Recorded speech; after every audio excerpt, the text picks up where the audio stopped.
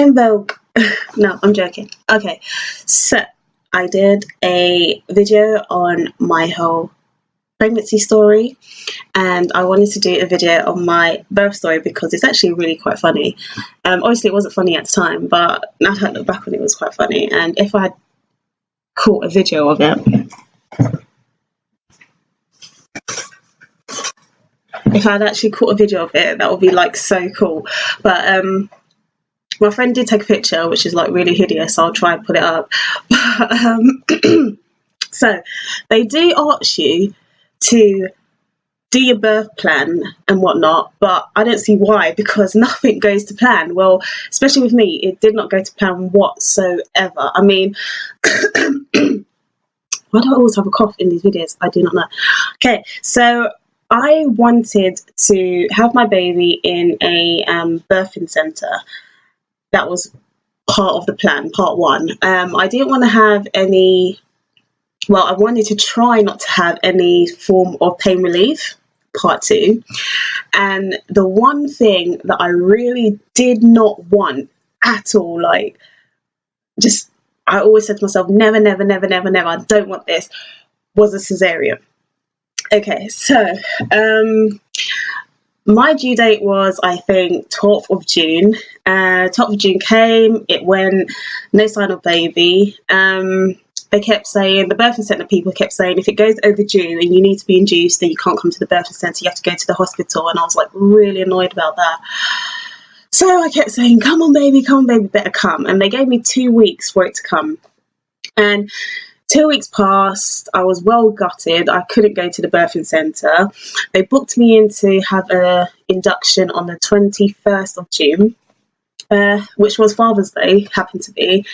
But I knew she wasn't going to come on that day. So anyways, me and my partner went into the hospital, I think 7 o'clock in the morning. I think it was about 7 or 8. I can't remember, it was quite early. So we went and we were waiting for literally 4 hours just to get a bed. And during this time they did like check your bloods and all this stuff, observation, check the baby, whatnot. And finally we got a bed, and I was so glad because I got my own room, whereas other people, they got to like share on like a 6-bed ward or something, but I got my own room, which was cool.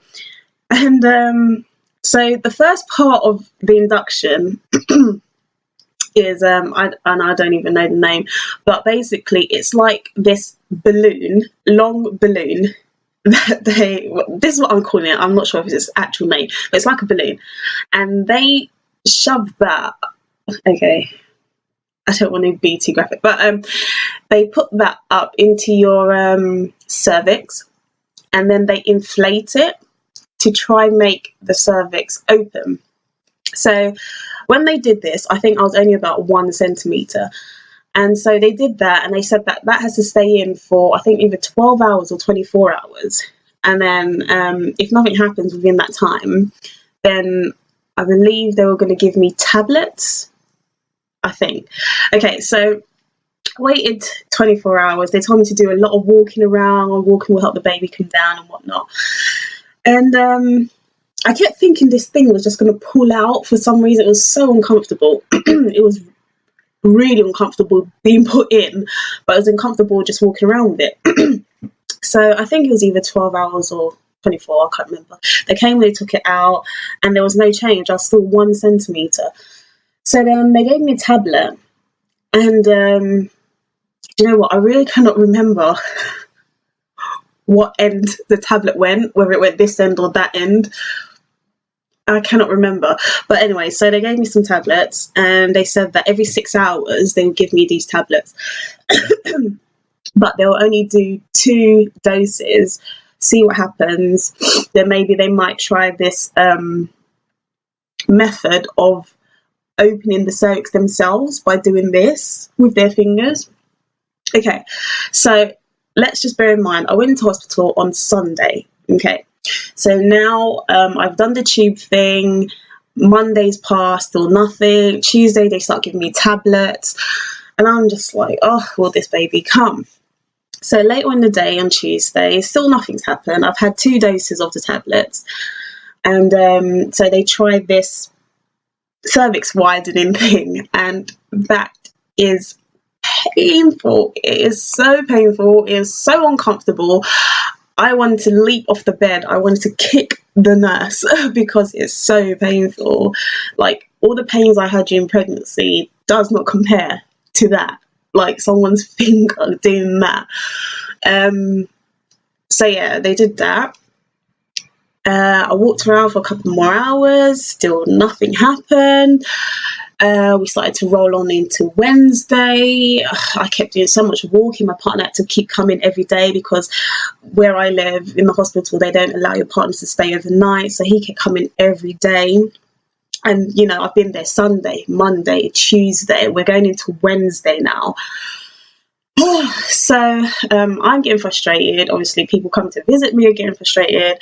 Partner's getting frustrated. And then finally, I think we got to Wednesday and they were like, oh, we're going to break your water by the evening time. If still nothing's happened, you know, no movement, we're going to break your water. So during the day of Wednesday, I started having contractions and I thought, oh my God, yeah, it's getting started on its own. Woo, woo, like that. And but then they stopped. And then I was like, oh, here we go again. So I started walking more. I was just walking like a mad woman up and down the ward. And then they started again. I was like, yeah, come on. And then they were like, right, we're going to take you upstairs. We're going to break your water. I was like, okay, we can do this. But the only thing is, I was at the hospital and my partner had a job interview that day, and I told him to go because, you know, I said, I've been in here a couple of days now. We don't know when it's going to come. So just go to your interview. If anything happens, you know, I'll call you. Come after the interview. So his interview was about 7 p.m, I think, or 6:30 p.m. And they decided to break my water at that time. And so we went upstairs. And I think my friend had just left. She had to go to work. So she had just left. And my partner's parents came. And just when they came, we were like talking and stuff. And I started having contractions. And then the nurse came and said, all right, we're going to take you upstairs. Get your stuff ready. We're going to break your water. So I was like, okay. So we go upstairs and they were like, oh, get yourself ready. And I just kind of thought to myself, oh my God, are they going to break my water in front of my partner's parents? No way. No, I can't do that. So I said, look, my partner's coming later and maybe my friend might be able to come and stuff, you know. And so my partner's parents went. They said that they'll go and they'll contact my partner and let him know that, you know, stuff is starting to happen now. So yeah, the breaking of the water, I thought this was bad, but when they went to break my water, I wanted to jump off the bed the other time, but this time I was actually coming off the bed. Like, I was raising myself up because I was in that much pain. I did not like it whatsoever. Not to say that people are supposed to like it, but it was horrible. It really was. And the lady had to say to me, calm down, Cheryl, calm down, like, lay down. And I was just like, no, I don't want to lay down. So yeah, they did that. And all of a sudden, like, the sac water, where amniotic fluid, started rushing out, gushing out and whatnot. And then I was like, okay, I'm okay. This is all right. And then within like the hour, I think, it probably was not even that, it was probably like half an hour, then the contractions started. But they started like all of a sudden, and they were very sharp, very painful. But I thought, no, I'm okay, I can handle this, you know, practice my breathing. I've been watching the videos, all the YouTube videos that I watched, that I shouldn't have watched. And I was practicing my breathing. I was like, just stay calm, stay focused. And I was walking up and down in the room. Different midwives kept coming in and out saying, are you all right, are you okay, and stuff, keep breathing. And then they became very intense, like very, very intense. And I remember someone saying to me that, you know, it's like this sort of feeling on your stomach and then it stops. and then it starts again. That's contractions. Well, mine did not stop. They just carried on going like that, non-stop. And to the point where I was like on the floor, I was crawling around on the floor like an animal in the jungle. And I was like using the bed, using the chair to crawl upwards, and I was just like, oh my god, my partner needs to get here. So by this time went really fast. Like, it felt like it was so slow. I felt like I was in so much pain for so long, but time actually went so fast, because before I knew it, my partner was calling me, and he's like, "You're right," and I was like, "Where are you?" He was like, "Oh, I'm just got to the hospital." I said, "Yeah, can you hurry up?" Like that, because I was in the most pain I've ever had in my life. Like, I described it to my sister as, it felt like a boulder, like a metal ball, really heavy metal ball, 3 times the size of my hips, weighing down on my pelvis, like trying to force its way out. That's what the pain felt like. And I was actually groaning. I can remember this. I was groaning like like that, because I just felt like something was pushing out of my my hips, my pelvis, trying to break out of it, and it was terrible. So yeah, my partner got there, and the lady kept trying to put the monitors on my stomach to monitor the baby, and I just kept shoving her off, because I was just like, get off me, do not touch me. I'm in so much pain, like I don't know where to be. I don't know whether to be on the floor or on the bed or on the chair. Don't touch me. That's how it was. And she was just like, please, please, you need to get off the I remember her saying this. She's like, you need to get off the floor. Please don't lay on the floor. And I was just like, leave me alone. Oh my god, it was so crazy. Like, seriously, if this was caught on video, it would have been a hilarious video, a hilarious labour birth video. Like, it will top what you see on One Born Every Minute. Okay,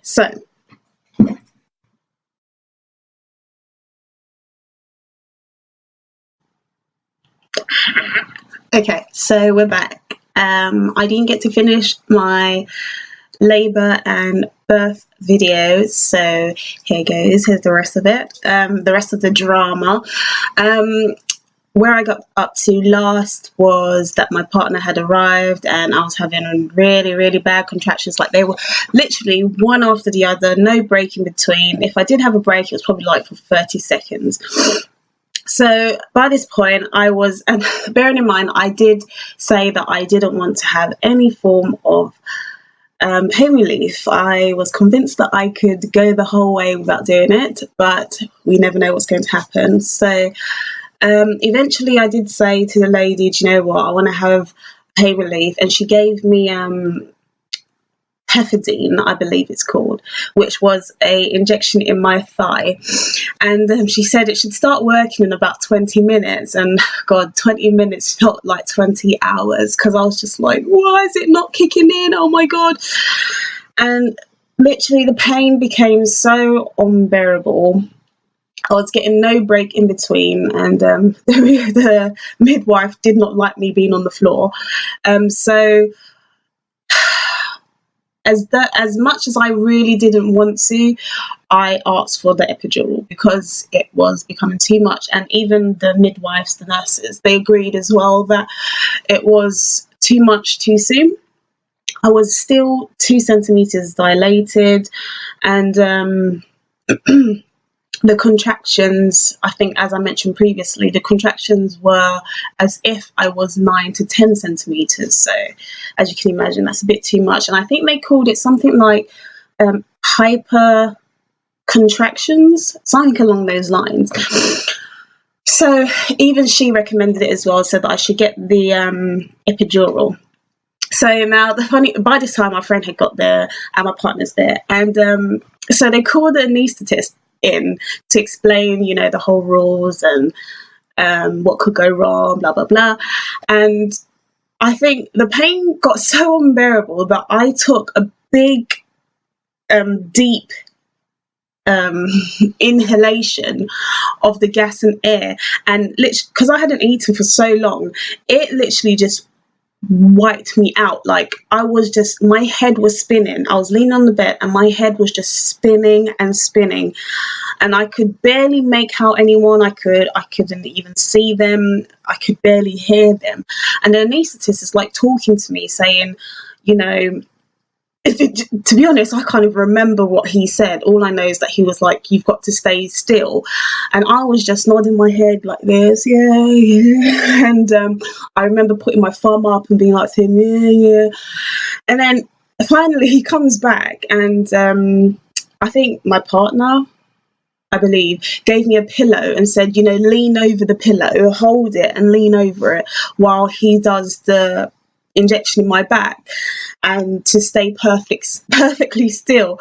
And I actually remember this somehow, I don't know how, but my partner did tell me that I was completely still because I had fallen asleep.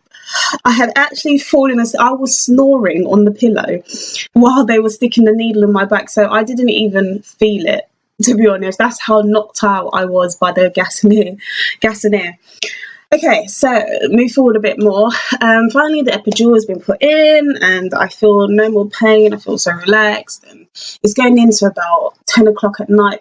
Maybe it might even be by midnight by this point. And then they start to realise that because when you get an epidural, obviously you can't get up and you can't walk. So they put in a catheter, which hurts as well. Not as much as getting your water broken, but it does hurt. And I think by midnight, they realised that my urine wasn't draining. And so the midwife that swapped over, she comes in and wakes me up and just yanks the catheter out. And I'm like, what the hell? And then she shoves it back in. And then she yanks it back out and shoves it back in. And I'm thinking, what are you doing? At this point, I didn't realise what was going on. I just thought they couldn't put it in properly. By, I think, 10 o'clock the next morning, I have about 3 people standing around my bed saying, why is there no urine here? What's going on? And why is there blood in there and not urine? I started to think, okay, something is wrong. That's why they kept putting it in and out, in and out. But I thought the blood was due to, I believe the blood was due to because they kept forcibly putting it in and out. Eventually, they called like a head midwife or someone, and she comes in and she's like, you haven't been draining urine for, I don't know, almost 12 hours, I think, something along those lines.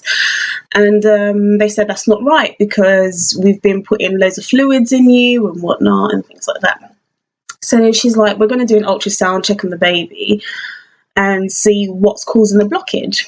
So finally, they get someone to come down with a ultrasound machine, and they do a quick scan, and they see that the baby is somehow, I do not know, but pressing on my kidneys, blocking my kidneys, so my kidneys are not functioning and they're not producing urine. And as you can imagine, it must be like swelling up like a balloon. And then at this same point, we realised that my epidural is leaking. Yes, it was a nightmare of a labour. My epidural was leaking, and then I start to feel pain in my back, and the pain of the contractions start to come back again. And I'm like saying to the lady, do you know what, I can feel pain in my back. And she's like, yeah, okay, dear, you're right. And I'm like, no, seriously, I can feel pain. Like, I can feel the contractions coming. She's like, no, you're all right. So I turned to my friend, I'm like, I can feel pain. And then she was like, she shouldn't be feeling pain. Can you do something about it? She goes, she's fine, don't worry about it. Finally, we realised, like, there's liquid building up behind me on the bed, and like, oh shit, the epidural is leaking. Okay, so they quickly call someone in to sort that out for me. Then they stand around me, staring at me, saying, okay, you have 2 choices. Either, okay, you're 4 centimetres now, it's been quite a while, you haven't dilated very much. You can either wait it out a bit more, hoping that you will dilate, to 8, 9 or 10, and deliver the baby naturally, and but there's a possibility that you may damage your kidneys in the process, or dun, dun, dun, have a C-section. Straight away, my face was like, I don't think so. I looked at my partner, I was just like, no, no, no, no. I do not want a C-section. Okay, one, I wanted to have the baby in a birthing centre. I didn't get that. Two, I wanted to go without pain relief. I did not get that. I didn't want an epidural. I got that. And now you're trying to tell me I'm going to get a C-section? No! Okay, so literally we discussed it for, it wasn't even that long. At first I was like saying no, no, no, but then I was just like, do you know what, this has been a very long process. I'm getting fed up now, and I really don't want to damage my kidneys. So I just said, go ahead. You know, I just want to get this over and done with. I've been in this hospital for way too long. So then they're like, to my friend, get my stuff ready, you know, you got to clear it out of the room. For my partner, here's your scrubs, you know, get ready. And then they wheel me downstairs, and I am shaking like a leaf, like not even like a leaf, like jelly on a plate. I am literally crapping myself. I can smile about it now, but in the room I was shitting it. So I think they gave me another injection to totally numb me out from the waist down, and I'm wheeled down, go into the operating room, and oh my god, like I've had an operation once in my life, but I was like knocked out straight away. But for this, like, I was awake for the whole thing, so it really scared the crap out of me. So we wheel down, and then they're like to me, my partner has to stay outside for this part, I don't know why. And then they say to me, oh, we need you to shift from this bed to the other bed, but you've got to help yourself. And I thought, okay, but I can't feel my legs. How can I do that? And then they just kept saying to me, come on, shuffle yourself, shuffle. And my legs were like lead, like heavy lead. I could not move. And in your mind, you're like saying to yourself, come on, move, but you just can't physically move. Eventually I did get onto the table, and then I just remember, for some reason, they put my arms out like this on the bed, so I was just laying there, and then they put the blue sheet up so I can't see what's going on, and neither can my partner. And I just remember being on the bed like that, like shaking, and the anaesthetist comes in, he's like, you're right, don't worry, don't be scared, your partner's coming soon. I thought, you try being on this table knowing that they're going to cut you up, mate. And then so then my partner comes in, and he can see I'm really, really scared, and he's just like, it's all right, don't worry, you'll be all right. And then before you know it, I don't even remember them like cutting or anything, but I just felt like tugging and pulling and pushing underneath my ribs and pushing on the stomach, and God knows, I don't even want to picture in my head what they were doing, what it looked like or anything. And I think it was 11:50, 10 to 12, she was born, well, you know, pulled out. And I can't even remember if she cried, to be honest. I just remember they took her over, they cleaned her up a little bit, and then they gave her to my partner, who he was trying to give her to me, and I was just like, I can't move my arms, I can't hold her, I can barely turn around and look. I was like this, like, and he was just like, hold her. I was like, I can't. And that was quite that was quite a hard moment for me, because I had pictured in my head, you know, doing the whole skin to skin and just having that moment, and it was quite sad that I didn't get it. But you know, what can you do? Risk having damaged kidneys, or you don't get to hold your baby for the first, I don't know, half an hour or so. So they took her back and they cleaned her up, and I remember them saying, okay, we're going to stitch you up now, which should take another 45 minutes. And I thought, really? That's quite long. I've been here long enough. And then they stitched me up, wheeled me into recovery room, I believe it was, and they handed her over to me. And I can't even remember what I felt or what I thought. I just got straight into it, and they were like, you need to feed baby, baby's hungry, baby be very hungry, baby's very big. My baby was 9 pounds 3, so they kept calling her big baby in the hospital. They was like, she's a very big baby, very hungry, feed her.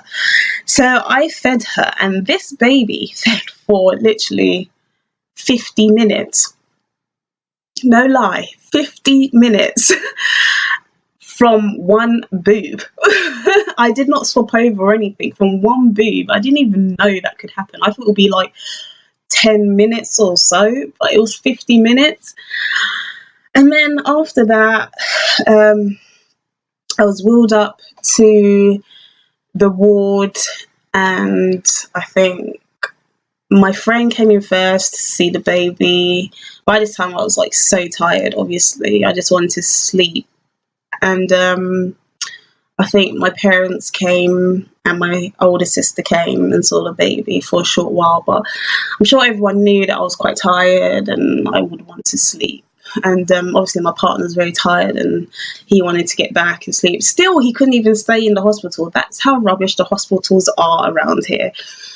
And then so I think probably about 7 p.m. in the evening, he went home, my family went home, and a lot of it, I think I just fell asleep and I can't remember. And I woke up probably 1, 2 o'clock in the morning. And she said to me, baby had pooed, and I saw poo everywhere. And I thought, oh my God, I'm not cleaning that up. But luckily she cleaned it up for me, because it was a right mess. It went through all the clothes. And then I was just laying there, and then she said to me, okay, after I clean baby, we're going to walk. We're going to make you walk. I thought, you what? I just had a C-section, love. What? She said, yes, I'm going to help you walk to that door over there, and then you have to walk back on your own, and then once that's done, you're fine. And I thought, really? No, this is a joke. And then literally she did exactly that. She helped me out of bed, which was very painful. She walked me over to the door, which probably took 5 minutes, maybe 5-10 minutes. And then she said, walk back. And I thought, what?